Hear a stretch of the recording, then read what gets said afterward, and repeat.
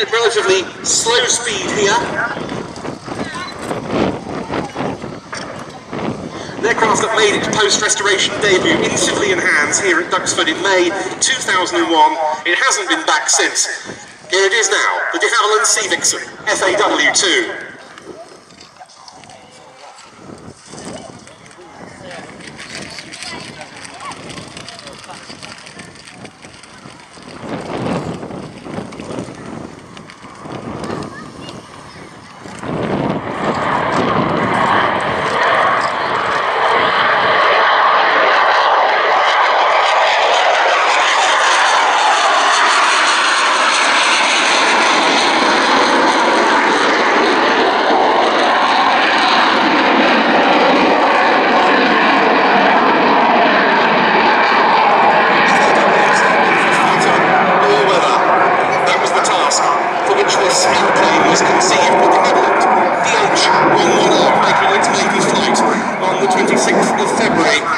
September 1951. RAF and Royal Navy initially wanted an upgraded SEA Venom.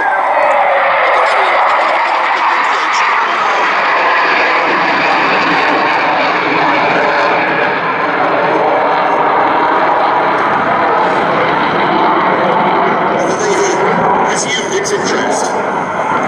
The first operational squadron was 892 Squadron, July 1959. That we see here was a considerable improvement on that. Integration of the red top missile afforded more flexibility in making missile attacks when compared to the fire streak that the aircraft had previously carried.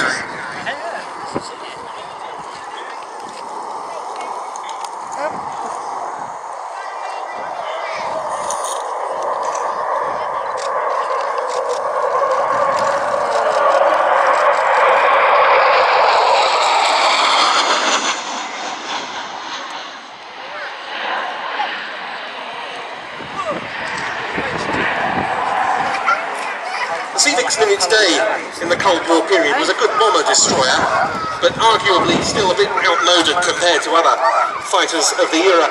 And the bomb aiming equipment arguably not ideal for its secondary ground attack role either. A few years ago I spoke to Jonathan Whaley about this. Jonathan, you may remember, used to fly that fabulously coloured Hawker Hunter Misdemeanor at Duxford and many other venues, along with other aircraft. He flew SEA VIXENs operationally with the Fleet Air Arm. He said the primary role would have been to attack the good weapons system that would have been up to the job.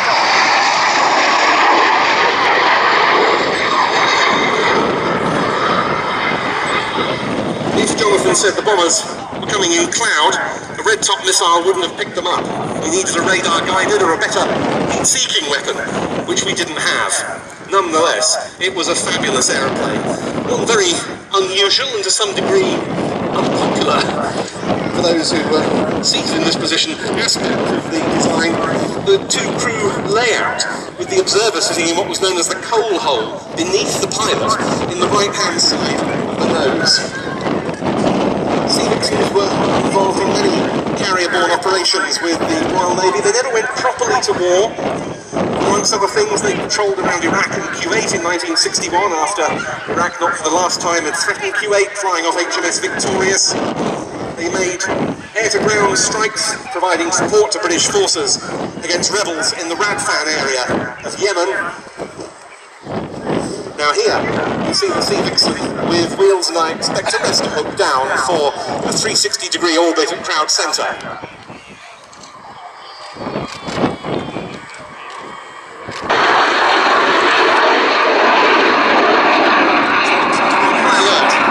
HMS Victorious during the confrontation between Indonesia and Malaysia, and at least once one of these aircraft intercepted a Tupolev Tu-16 Badger bomber of the Indonesian Air Force. But the end was soon nigh. 899 Naval Air Squadron, in whose markings this aircraft appears, conducted the last SEA VIXEN cruise aboard HMS Eagle in 1971-72 around Australia and the Far East, during which time it covered the withdrawal of British forces from Persian Gulf bases. It wasn't just the SEA VIXEN era that was ending in that period. 899 Squadron, the last to disband on the SEA VIXEN in 1972, and this one, the last airworthy survivor, carries proudly the winged fist emblem of 899 on its tail fins. It was built in 1963 by de Havilland's factory at Harden in Chester. It was one of just 29 new build Mark II Sea Vixens. The others were all converted Mark Is. It only served with 899 variously at the Overton and embarked aboard HMS Eagle. It later was converted into a pilotless target drone.